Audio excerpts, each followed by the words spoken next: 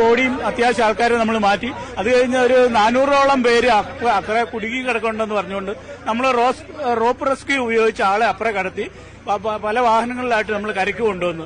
Rope rescue വഴി ഇത്ര 400 പേരെ കൊണ്ടുവരാമെന്ന് പ്രായോഗികമല്ലാത്തതിനാൽ നമ്മൾ ഫയർഫോഴ്സിന്റെ ഫയർ എഞ്ചിന്റെ മുകളിൽ ലാഡർ അത് എക്സ്റ്റെൻഡ് ചെയ്ത് ടെമ്പററി ആയിട്ട് മരങ്ങളൂടെ ഉപയോഗിച്ച് ലാഡർ താൽക്കാലിക പാലം ഉണ്ടാക്കി അതേ നമ്മൾ ഷിഫ്റ്റ് ചെയ്തുകൊണ്ട് ഒരു 450-500 പേരെ നമുക്ക് പെട്ടെന്ന് ഒരു 1.5 മണിക്കൂർ കൊണ്ട് ഷിഫ്റ്റ് ചെയ്യാൻ പറ്റും. ഇപ്പോഴേക്കാളും 98% ആൾക്കാരെയും ഷിഫ്റ്റ് ചെയ്ത് ഇനി ഒരു 10-12 ബോഡിയും കൂടെ ഷിഫ്റ്റ് ചെയ്യുള്ളൂ. ബാക്കി കഴിഞ്ഞാൽ നമ്മൾ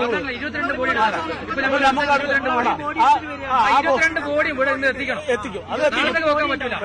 ഞങ്ങളോട് പറഞ്ഞാൽ 3 ട്രിപ്പ് അടിക്കാം, ബാക്കി നാളെ രാവിലെ അടിക്കാന്നാ പറഞ്ഞത്. നമ്മളടുത്ത് വണ്ടിയില്ല, നമ്മൾ ബോഡിയൊക്കെ എടുത്ത് മറത്തിൽ വെച്ചിട്ടുണ്ട്. പക്ഷെ അത് ഇവിടെ എത്തിക്കാൻ നിർബന്ധം. നമ്മളെ അവിടെ ആൾക്കാർ എല്ലാവരും ഇപ്പം അവിടെ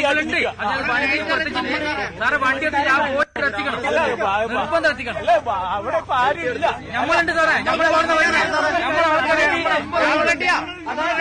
നമ്മള് 9 ആൾ അവിടെ ഉണ്ട്. നമ്മൾ നടക്കും 9 ആള് ഇപ്പൊ എത്തിക്കണം സാറേ. മറിച്ചിലേക്ക് രാവിലെ വെക്കാൻ പറ്റൂല.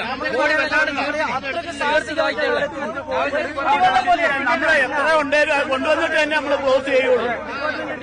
ഇത് എത്ര ബോഡി ഉണ്ടായാലും എത്ര ജീവനോടെ നമ്മള് നീതി കൊടുക്കണ്ടേ, നമ്മൾ കൊണ്ടുവരും.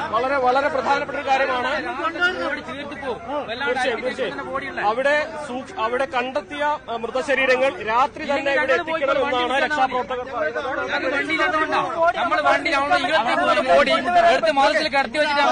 ബാക്കിയുള്ള ആളുകൾക്ക് സംവിധാനം ഇല്ല എന്നുണ്ടെങ്കിൽ ലോക്കൽ സർവീസ് ആളുകളെ കൊണ്ട് റിക്കവർ ചെയ്തോളാം.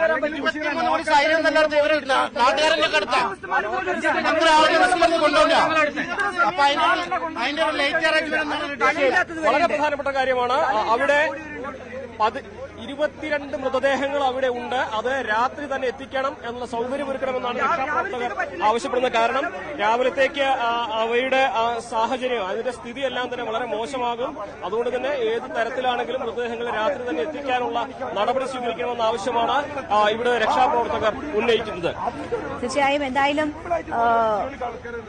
സഹിക്കേണ്ടി വരും കൂടുതൽ കാര്യങ്ങൾ എന്നതാണ് അവരുടെ വാക്കുകൾ സൂചിപ്പിക്കുന്നത്. അങ്ങേയറ്റം ഭീതിതമായ സാഹചര്യം നമ്മളെ ഇനിയും കാത്തിരിപ്പുണ്ട് മുണ്ടക്കൈയുടെ ഉൾഭാഗങ്ങളിൽ എന്നതാണ് അവരുടെ വാക്കുകൾ സൂചിപ്പിക്കുന്നത്. 22 മൃതദേഹങ്ങൾ ഇതിനോടകം അവിടെ ഉണ്ട് എന്ന കാര്യം അവർ പറയുന്നു.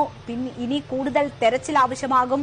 ഇത് ഒരു എക്വിപ്മെന്റിന്റെയും സഹായമില്ലാതെ അവർ നടത്തിയ തെരച്ചിലിൽ കണ്ടെത്തിയ മൃതദേഹങ്ങളാണ്. പക്ഷേ മണ്ണിനടിയിലും പാറയ്ക്കടിയിലും ഒക്കെ ഒരുപാട് മൃതദേഹങ്ങൾ ഉണ്ടാകാം എന്ന ഒരു സാധ്യത അവർ പറയുന്നു. അപ്പോൾ അതൊക്കെ യന്ത്ര സംവിധാനങ്ങളുടെ സഹായത്തോടു കൂടി മാത്രം ആ തെരച്ചിൽ സാധ്യമാകുകയുള്ളൂ എന്ന കാര്യവും അവർ സൂചിപ്പിക്കുന്നുണ്ട്. എന്തായാലും പുറത്തെടുത്ത മൃതദേഹങ്ങൾ കരയിലെത്തിക്കണം എന്ന ആവശ്യമാണ് അവർ മുന്നോട്ട് വെക്കുന്നത്. എന്തായാലും സാധ്യമായ എല്ലാ വിധത്തിലും അവിടെ ഇപ്പോൾ റെസ്ക്യൂ ഓപ്പറേഷൻസ് നടക്കുകയാണ്. കുടുങ്ങിക്കിടക്കുന്നവരെ, പരിക്കേറ്റവരെ കരയിലെത്തിക്കാനുള്ള തീവ്ര ശ്രമമാണ് ഈ മണിക്കൂറിലും അവിടെ നടക്കുന്നത്. രാത്രി വൈകിയും രക്ഷാദൌത്യം പുരോഗമിക്കും എന്ന കാര്യം സൂചിപ്പിക്കുന്നു. എന്തായാലും 6ഓളം മന്ത്രിമാർ സംഭവ സ്ഥലത്ത് എത്തുന്നു. അവർ അവിടെ ക്യാമ്പ് ചെയ്തുകൊണ്ട് തന്നെ രക്ഷാദൌത്യം ഏകോപിപ്പിക്കുകയാണ്. കൂടുതൽ സേനാ വിഭാഗങ്ങൾ അവിടെ എത്തുന്നു. തിരുവനന്തപുരത്തു നിന്നുള്ള സേനാ വിഭാഗങ്ങൾ അല്പസമയത്തിനകം അവിടെ എത്തിച്ചേരുമെന്നതാണ് മിനിസ്റ്റർ സൂചിപ്പിച്ചത്. നേരത്തെ കണ്ണൂരിൽ നിന്ന് സൈന്യം എത്തിക്കഴിഞ്ഞിരിക്കുന്നു. അത് രക്ഷാദൌത്യത്തിന് വേഗം കൂട്ടിയിട്ടുണ്ട് എന്ന കാര്യവും അദ്ദേഹം പറയുന്നു. അപ്പോൾ പോലും